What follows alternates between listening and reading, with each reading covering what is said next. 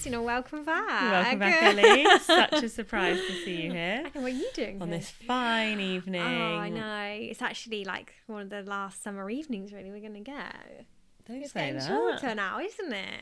Have you heard it? Anyway. But we are going on holiday next week, so we'll We have a bit more of summer before the official end. But we have pre-recorded quite a few episodes so that you won't miss out, guys. Don't worry, everyone. But yeah, so great to be back. This is episode 3, season 3. Whoop whoop. And as you know, if you've watched the previous episodes, we have been filming these as well as recording them on the usual podcast way.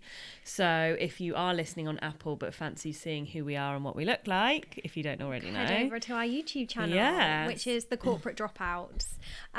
So if you just search for that, then we should pop up. But obviously, if you go on our Instagram, the Lifestyle CEO, just to confuse matters, just because we love having loads of business names. But I mean, I suppose we could kind of, if you're new here and this is the first time you're listening to the podcast, the Corporate Dropouts is like a leaf off of the Lifestyle CEO. Yeah. The Lifestyle CEO basically is a membership site, group, course, workshops, community, book club, community, just of like-minded, mainly females, but we've got a few males. Certainly designed for females. It's all pink, very pink. Yeah, and Christina is sponsoring us in her pink dress. But basically, like if you're just setting up your business and you don't really know where to start, like that is the place to go. It is so inexpensive compared to what else is on the market, and basically each module is £35. You can literally pay for whatever you need, and that sort of like information and content it can really make the difference between a good and a bad first year, basically. And it's essentially taking everything Ellie and I have learned over the different courses within which our businesses have taken, and putting it into your brains, basically. But also we're obviously very much on hand to answer any specific questions anyone has. So it's a really lovely community of mainly women, as you said, that we kind of all help each other out and all pass information around. So yeah.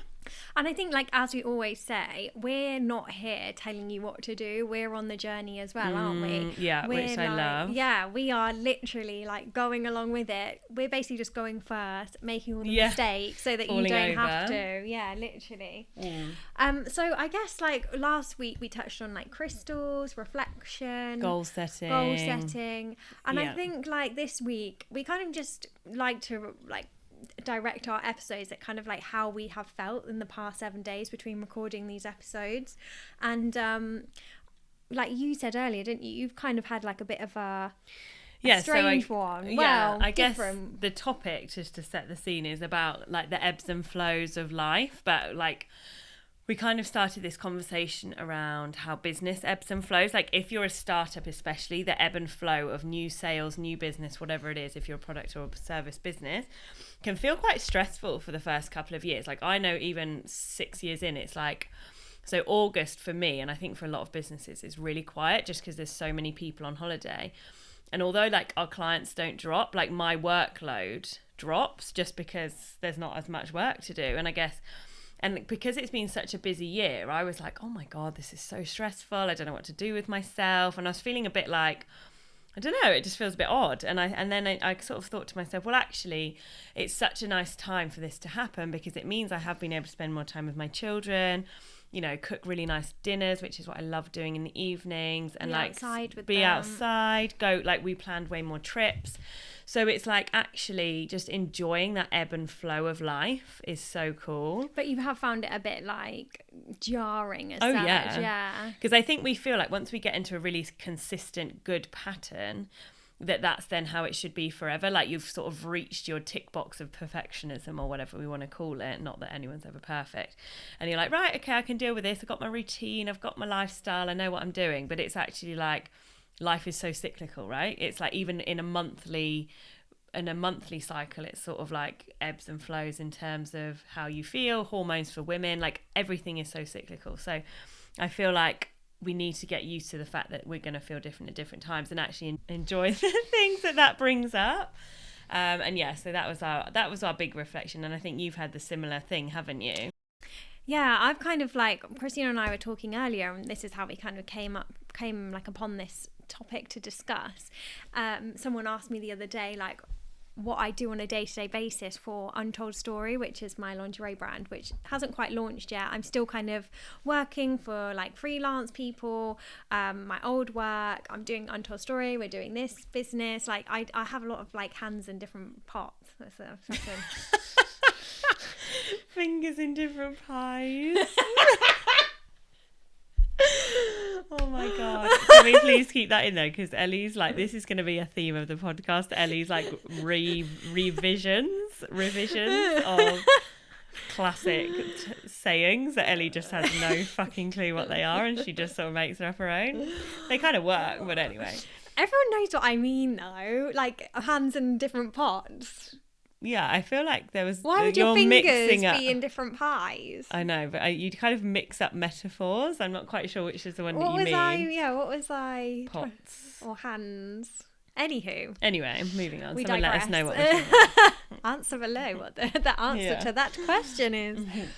I have a lot of fingers in lots of different pies. Is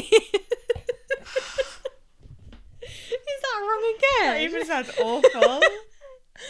I think that's right, but now I'm like, why are you fingering a pie? And I'm just imagining American Pie. Oh no. Right. I'm going to stick to the basics. No, I'm just going to say I do a lot of different things on a day-to-day basis. So back to the original question. Yeah. So my friend asked me the other day, like, what do I do on a day-to-day basis for Untold Story? And I was like, oh my God, like, it's like an interview question. I work best under pressure. Yeah. But I have loads of stuff to do. Yeah, I felt like really under pressure to like say like, well, between like 9 and 10 I do this, and then 10 11, like really like chock-a-block it out. But I was like, to be honest, like at the moment everything that needs to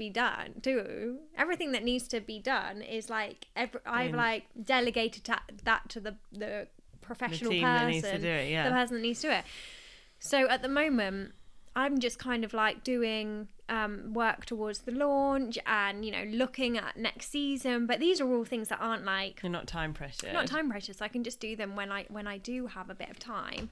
But it kind of made me feel like if I don't answer this question really... And make it sound like you're super busy. Yeah, is she going to like think... I mean, she's not, she's my friend. But is she going to be like, oh, well, you don't take your brand seriously. Like, you're not going to ever be successful. Failure, yeah, you're going to be a failure. I love that because I feel like there's such a culture of like hustle culture in this like entrepreneur community especially. And it's sort of like, if you are not seen to be working like every single hour that God gives you on your business, then you're essentially like a failure.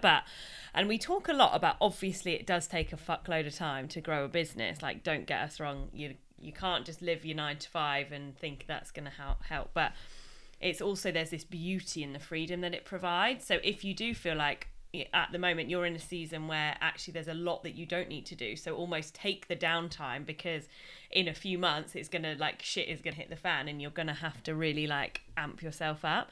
So enjoying the ebbs and flows of it. But also I think as a society, especially with like social media, there's so much pressure to almost be seen to be achieving all the time, to the point where people are actually setting goals that don't actually necessarily move them on that far in business. But it's like seeing people are able to like celebrate that achievement on Instagram because it's postable or whatever. And it's almost like, well, are you doing the goal for yourself, likes or for genuine movement in your business? Yeah. Because like things like mindset, which is such a massive part of business development, obviously you can't really take a picture and be like, oh my God, guys, I only cried 3 times this day or whatever. Like, you know, that's a joke. Sorry if anyone cries that much. But like those inner work and like, you know, reading and just like having a board meeting with your suppliers, I don't know, stuff like that, which is kind of boring, but actually a fucking massive part of growing a business. Like those sorts of things, just people just don't really think about that. So I really like enjoy seeing like the authentic side of Instagram. I really like seeing like success stories, but not for the fact that it's like, oh, they're showing off, but to show like how far they've come with anything. Like that would be like fitness, business, everything. Yeah. So like I follow a lot of people that really did start from the bottom, and not even that long ago, like a few years ago, they were just like lockdown businesses and they had like nothing. It was all just set up in their living room kind of thing, and now they've like got into their first warehouse and, you know, they've made their first 100 sales in a day and stuff. So it's not like I'm following the founder of Google. It's I like following these little brands that actually really do well. And that kind of gave me the inspiration to start my own Instagram. For I kind of keep a record of all like the development process on my phone, and I've got it in like an album called The Archives, because I like looking back and seeing like where I was like this time 2 years ago, and I was literally just like sketching stuff on a pad, and then I was like, do you know what, like I'm gonna put this on my a private Instagram account, and then I know that it's always there, because you know what, like iPhones are like, you get lost all the pictures. I can't sift through 20,000 photos to find these memories, but so I set up this Instagram, and I literally didn't tell anyone about it for ages. So then as soon as I told my friends about it and they all followed me, I literally felt under so much pressure to be like posting every day, like, I'm doing loads of stuff, like I'm working really hard, it's all glamorous, really when realistically all I'm doing is staring at measurement charts all day and like getting to arguments over emails and like getting really stressed out. But that's so funny, isn't it? Because like on this podcast we feel so like called to be so like unapologetically honest and like sift out all the bullshit, and like it's not all glamorous, it's not all easy, and like so it's so interesting that Instagram, I think it's the problem with Instagram and the photos, and I don't know what it is, but like there's such a mindset around like the notifications that you get essentially like approves you like, do you know what I mean, like it grants you that like I'm doing it, I'm worthy, and it's so like that's so fucked up really if you think about it, but it is the way that it is, unfortunately. But I think that's so interesting that on this podcast you have no problem sharing the like dirty secrets of building a brand, but on Instagram you're so like, but I think that comes down to like, because I would even say on TikTok I'm way more just myself, like I post like, well I used to use TikTok, I had to stop because I got addicted. I went to rehab.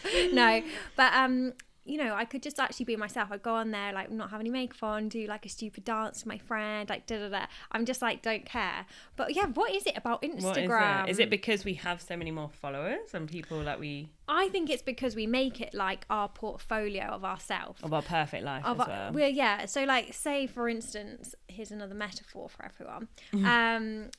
If I was to like go for a job and I brought my portfolio of artwork and best designs, I wouldn't go to my job interview and show them my like the workings, or the workings, exactly.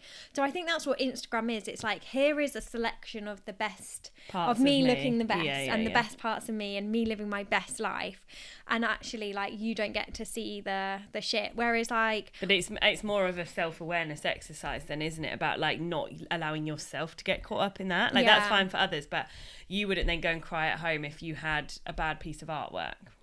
No, I wouldn't. If I got rejected from a job interview, like obviously, like depends what it is, obviously I'd be maybe a bit upset, but at least like they got to know me and they just thought, you know, actually you're not going to be the right. Whereas Instagram, like you don't know me at all. If you don't get enough likes or something, it's like, oh my god, what's wrong with that photo? It's so silly. It is. It's actually really like, but it's up to you. Like it's not Instagram being toxic. Instagram doesn't really do anything to like make it worse, because they've like hidden the likes now. But it's still I think it's notifications. It's like that instant gratification, like knowing someone's like thinking about you.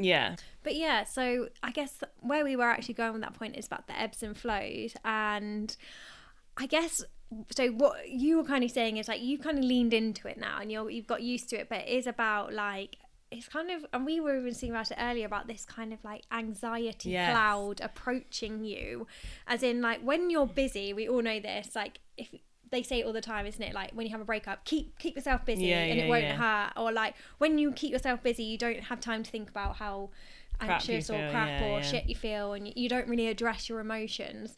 So you've got your like ebb now and you're like, it's coming. Like the bad thoughts are coming. Literally so with Instagram, I know my trigger for like an anxiety period, because we definitely both struggle with anxiety, is that I won't be able to, I will scroll Instagram way more, which obviously doesn't even make it any better, but like I'm very disciplined with my evenings, because I know if I sit and watch telly or if I sit and scroll social media, it will like really eat into my evening. Whereas if I know, like, right, don't even look at the telly, don't look at my phone, get in the bath, read my book, get into bed, finish my book, whatever, go to sleep, done. But I know when ebb in terms of my mental health is coming, when I can find myself scrolling social media. I'm really finding it tough to come out of it. And I think that's so interesting in itself, isn't it? So in business, there's ebbs and flows. And it's almost like when there's an ebb in business, you sort of then find yourself ebbing in mental health, I guess. I don't know. Depends what you latch your purpose to, I suppose. But then you can feel a real flow in other areas. And I just feel like there's this constant balance that we have to find, and nothing is ever going to be in perfect alignment. Sort of like when childcare, motherhood, being a housekeeper, being a partner, whatever that looks like for you, is in perfect flow, your business will probably be ebbing, right? And if your fitness is amazing, your social life is probably ebbing, right? So there's like all these things that can never be perfectly balanced, and we're all striving for it. But actually, we've just got to get used to that consistent, like, ups and downs, because that is life. Yeah, because I would say, like, on that as well, I obviously had a very, like, fun weekend socialising, and it's taken me, well, we're on Wednesday now, so it's taken me probably, I'm not quite back to myself yet, because I'm not back into my routine. I normally go to the gym in the morning, 6:30, I'm there, and like basically all this week that's not happened. On Tuesday I just went in the evening instead. This morning I didn't even go. I haven't been journaling. I've been scrolling on social media loads instead. When I get into bed, I normally try and read my book. But no, I've just been sitting on my phone, like you said. And it's just like, I know that is like signs of like, I'm in my anxiety phase. Yeah, and you're not in your routine. I'm not, but it's because I'm not in my routine. And it's like, we were saying earlier as well, weren't we? Like, to get yourself out of that, you have to just get back into your routine. But it's like the hardest thing in the world.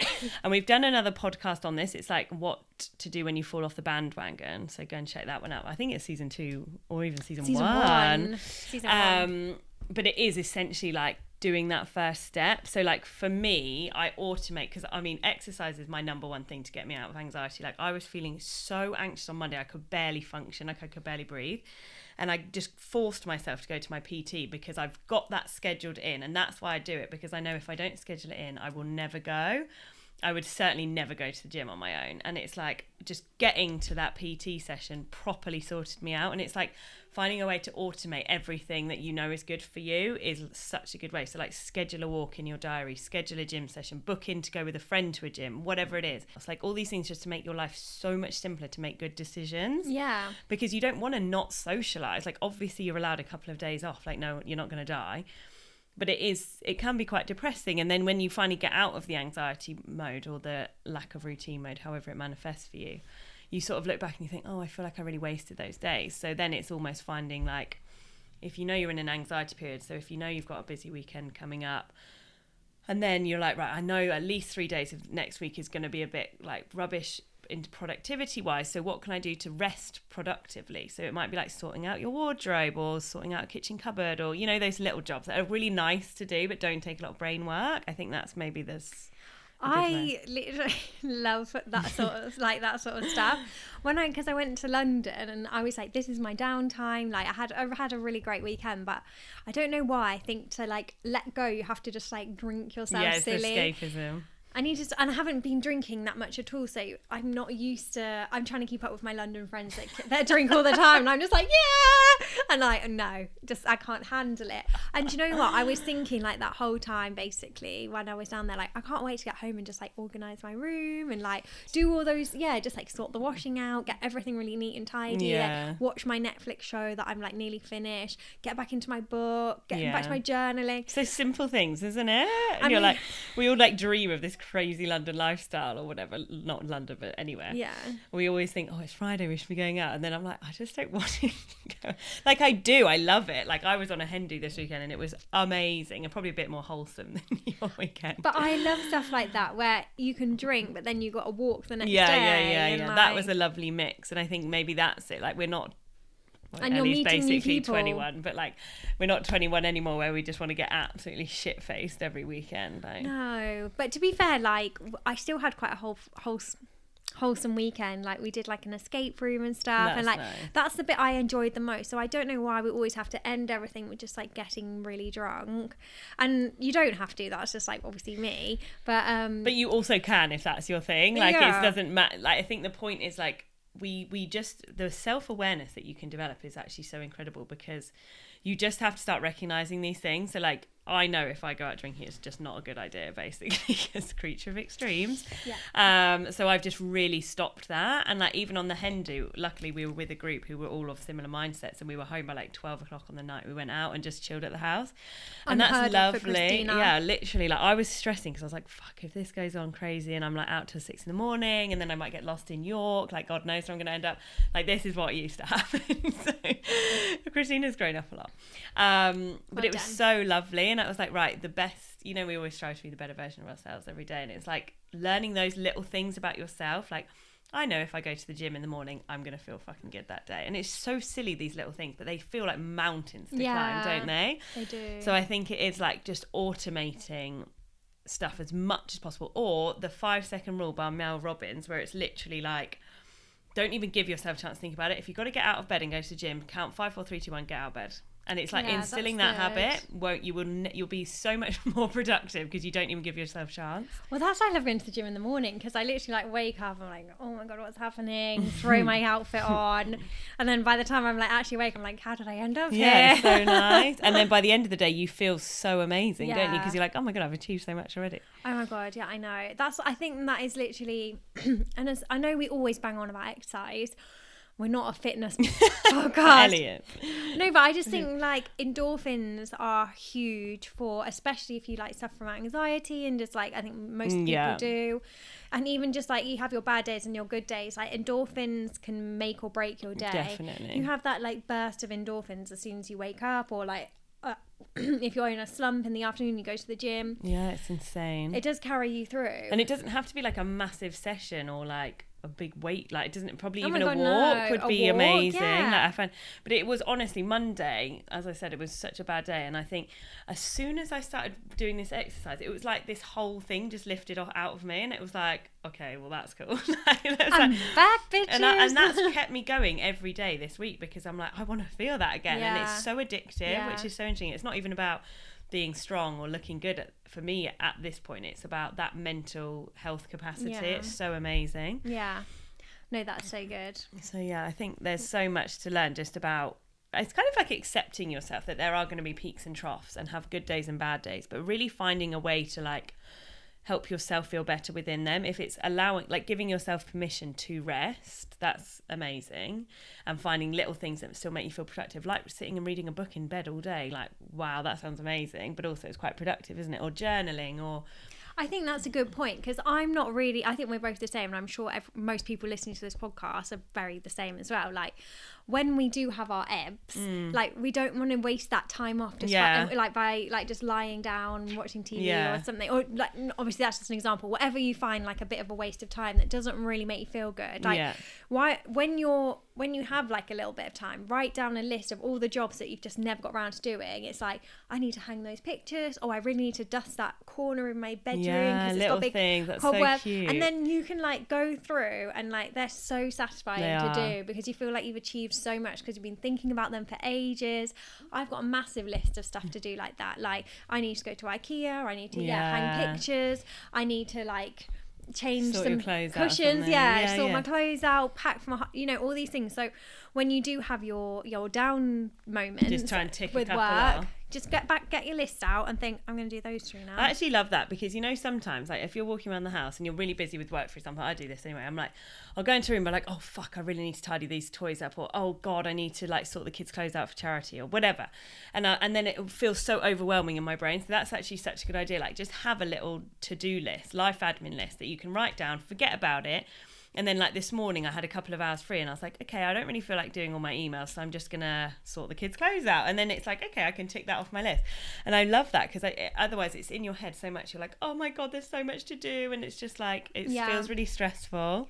Another thing like that you've just reminded me of actually is like time blocking as well. So this doesn't even have to apply when you're having your ebbs season. This could apply like in the day. So I'll take myself for an example. For example, I find it really hard, I think you're the same, doing huge tasks in like one big 4-hour block. And actually, if you've read Grace Beverley's book Working Hard, Hardly Working, she talks a lot about this because she's the same, and it's about like breaking your day up. So if you've got a huge project to do that will probably take you 8 hours in total, don't sit and put an 8-hour block in your diary to do it.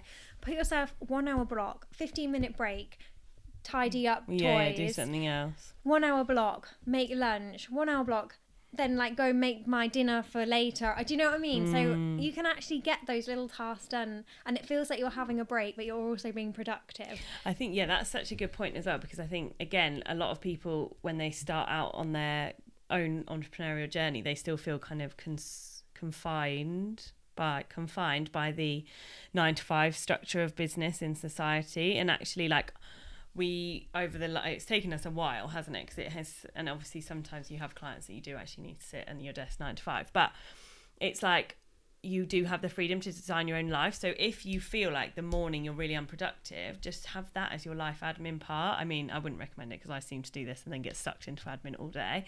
But like, if you're really productive at 6 a.m, get up, do a couple of hours, and then have a little break from 9 till 11 or whatever. And then, you know, I work best in the evening once I know the kids are asleep and I can just get a load of my writing done. And that feels really good to me. And then I don't feel bad when I clock off at 3 and like spend time with the kids till they go to bed. And it's just like finding things that work for you and not being ashamed of that, I think, is another really good way of just really getting into your flow and like feeling good. But it does take a while, because I'd say like what you're 6 years in now, and like you probably just it's been such a fucking mission, because you've been working like basically your whole life between school, jobs, like uni, blah blah blah, to do that kind of like daytime work and not stop. Only stop for 1 hour in the middle. So it does take a while to uncondition yourself and actually start again and think, you know what, I'm actually really tired in the morning and nothing happens. Whereas in the night, like, I've got the energy from the food and the day, and like I'm now can sit down. That's and so like you true, said, and I think it's because I think, unfortunately, and this will never change, it's like we do have to always be available, especially if we have clients or you're running a product business. Like, you can't just be like, okay, I'm not replying to anyone between 9 and 12. Like, you do have to be available, and obviously that's the beauty / the curse of a smartphone. But it felt quite good, like this morning when I was sorting out the kids' clothes, and I knew, like, obviously my laptop was right there, I can reply to a few emails, but I'm not trying to get into deep work. Like, I knew full well that I would do deep work this evening, perhaps. But like, and I think that's where it's fine. It's hard because, again, it ebbs and flows. Like, some weeks you're just going to be rammed busy and you just don't have the time to do that, or the luxury. But when you do, like I do at the moment, I'm really taking advantage of that now. Whereas before I'd be like freaking out, like, oh my God, I need to fill my time with such worthless activities and just sit at my desk. And so it's just really, I think it's just getting to know you and just being okay with that. Yeah, definitely. I think what helps me so much is planning my day as well. Literally. Otherwise, you have your list of stuff to do in your head that you keep putting off, and then when you do have your low moments of work, you're thinking, oh, I really need to be doing those tasks, and I can't be bothered to get into it. Whereas if you've got a piece of paper telling you like 3 o'clock, do your admin. That is so true. And actually, that's such a good point, because I think a lot of the time, I mean, I do this, is like, if I don't feel like it, I'll put a task off until the absolute last minute that the deadline's tomorrow. But I also don't really know if actually that day before the deadline I might be having like a shit day, which then obviously makes it even more stressful that you fucking left this horrible task till the day before. So it's like, again, it's coming back to all these things we learn, like eating the frog, and like really just setting out a timeline and probably trying to do the hardest thing first, which we all know is the best thing for us, but is really hard to do. And then that whole, like, and then chunking your day out, like Ellie said, like time blocking, and just really having a set plan for your day, and just there's no arguments then. You can't even think about it. You've got to start doing it. And if you give it a go and like half an hour in, you're really not finding your stride with it, fine, put it aside and come back to it. But guaranteed you probably will find your stride and you'll just get it done. And it will take a lot less time than you had thought it would. Yeah, definitely. It's, talking about ebbs and flows then, it's not only just like throughout the year, this could be throughout your actual day as well. So I guess the point of this conversation was just to like if you're like us and we are not very good at just like having nothing to do, plan for those moments. Christina's getting used to planning for when she's got like down seasons. I'll be doing the same. Like I've only got like a week left of my like full-time corporate job, I'd say. Like I leave like next week, and I'm so used to working like basically all the time, always being on, whether it's like I'm with M&S in the day, turn that laptop off, and then Untold Story, and then like today, M&S, shut the laptop, corporate dropouts. Yeah. Like now it's going to be like, oh, I can actually do this in the daytime. So I'm going to have to start planning as well. And actually it's going to get, like we just said, used to maybe not working 9 to 5 anymore, and it's working whenever you want, 10 till 2 and then 7 till 10 or whatever. And it's not even like you have to do 8 hours in a day. Like, God, I think that's the other thing. It's just like, if you're a super efficient human being and you do get something done within an hour, this is what I find a lot with service businesses, because I talk to a lot of new freelancers and they're like, oh, well, it takes me like 2 hours or something. But like, naturally, as you get better at something, you're gonna like do it in less time. And I'm not charging less time for my hour because I'm really good at it. Like, it's just like, no, this is my worth. And I think like that's the other thing. It's kind of like, don't put so much like pressure on your time. Like, just get whatever you need to do done at this like best of your ability. And if you get that done in half an hour, then like go and do something else, and you don't have to like commit to 8 hours a day. Working smarter, not harder. It is. And I think that's so funny, because I still now, when I've got clients who like buy my consultancy services on retainer or whatever, I do, and they buy 3 days a week or something, I feel like, right, okay, I really need to, I hope no one's listening. I'm like, right, I really need to fill my 3 days a week or whatever. But it's like, I work every day for them throughout the week. It's not like I'm only available 3 days. But I also, sometimes in my head, I'm like, well, am I doing 32 hours? No, how much is it? 20. Am I doing 24 hours? And it's like, who gives a shit? Like, as long as I'm serving them really highly and they're really happy, then no one really cares. Like, you know, it's just so funny. And I just think, because you wouldn't be like that in a corporate or like a full-time job, would you? You wouldn't be like, well, I went to the tea room for 15 minutes and talked to my friends, so I need to give them back 15 minutes after work because I didn't actually do any work for those 15 minutes. No, but in agency life, you do definitely have to fill in timesheets for every hour that you're doing. That's why it's probably like ingrained in us, because it's like, oh my God, every hour must be accountable and billable. Oh, of course, yeah. But I think it's like, that's the sort of, but then I know I'll sit, if there's loads of work to do, then I'll happily do more than 3 days. So again, it's so like ebbs and flows, and as long as you're sort of, everything is an ebb and flow, which is what the last thing I wanted to talk about was actually like tracking our cycle, which is something I'm kind of getting more into the spiritual stuff again, but I feel like this is so important, because I know so well what week is what in terms of my menstrual cycle and how well I'm going to be feeling that week. So for example, week 1, I can't remember the names of the phases at this point. I'm sorry if there's any men listening, but you need to know this. For your girlfriend's week sake. 1, I'm super creative, and like that's ideally when all my creative projects and creative writing would be set in. Obviously, it's hard to do this in practice, but ideally that's what I'd look like in a month.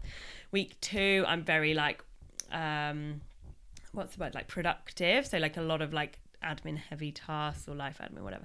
Week 3, I'm an anxiety riddled mess, so like let's just leave me alone at that point. And then week 4, I think probably just a bit like tired and just getting the bare minimum done. I don't know. So essentially there's only 2 weeks of the month that you're going to get the best version of me. So it's kind of like, again, when I didn't track cycles, and I don't think, maybe you don't do it yet, I don't know, but I feel like all of us are like surprised every month and they're like, oh, I feel really sad today. And it's like, yes, like if you actually check back to this time last month, you felt really sad that day as well. That is so true. It's so stupid. And again, I used to beat myself up so much. I'm like, oh my God, I'm having an anxious day. It's so annoying. Like, will I ever feel the same again? Like, I'm going to just be a mess and everything's going to get ruined. And then, like, sure enough, 2 days later, I'm like, oh, okay, cool, I'm fine. And it's like, now I know, because this Flow app literally pops up, like, you'll be feeling anxious today. And I'm like, I am feeling anxious. Great. Yeah. So, and it's just like, oh, okay, cool. Like, and it makes so much sense. And I just think that, again, is just self-awareness and just being like, okay, cool, we can prepare for this. So do you put in like, I'm feeling Yeah. So down? for the first like month, I've really tracked it a lot with like hunger levels, even thirst, headaches, migraines, cramps, sadness, anxiety, happiness, all of that stuff. You literally tick the boxes. And then over the course of like a month or 2 of you doing that, it like can then calculate your predictions, and it's so helpful. And then it's like, then you can think about the moon and how your cycle like is mapped against that, and that again, that has quite a lot of effect on you. And obviously there's a lot of manifesting things around the moon cycle, and it's just like, again, it's all cyclical. We're all going around in circles here. So it's like... Yeah, so is it like a free app, or do you pay? No, it's free. You can pay to then get... I can't remember what you get for paying, but it was like 14 quid for the year. So okay. Oh, that's good. But I will do it, because I'm the same. Like it's crazy, because I have like 1 week of being absolutely so inspired and so happy. Like I feel like I'm walking on like all the clouds. Yeah, and I'm life is the best thing ever. Has life always been this colourful? But then, like, I'd say this week I'm just kind of like normal, just like mediocre. I'm like, where's my inspiration gone? Yeah. Like, I was so excited and last week. And you do get scared that it's never coming back, don't you? Like that was always my fear. It's like, oh my god, am I going to be this way forever? Where's my happiness or whatever gone? And then if you know that your cycle's relevant to that, then it's like, okay, well, I know it'll come back in 2 weeks. Yeah, I love that. I feel like we always do this. Like, you always come up with like a really good thing, and then it takes me like a while to get on board, and then I'm like, guys, this is life changing. It's like the 5 a.m. club, isn't it? You're like banging on about it. I was like, oh god, all right, let me do it. And then I was like, we're sponsored by the 5 a.m. club. Oh my god! And I spoke to Robin Sharma not so much, but like quite a few times on Instagram, didn't I? You did. But Number one fan. I actually that's such a random but good point. Is the 5 a.m. club is like by far our most listened to podcast. Even now, it probably gets 10 listens a week, and it's so amazing because obviously I love the 5 a.m. club. I don't even wake up at 5 a.m. anymore, but you know what we mean. But if you don't, go and listen to the episode. But I'd love to know from you guys, like, if there's a reason that we love that sort of content. Like, is it because it's like such a specific routine map that we were trying and giving you guys feedback on, and you're looking for that perfect routine?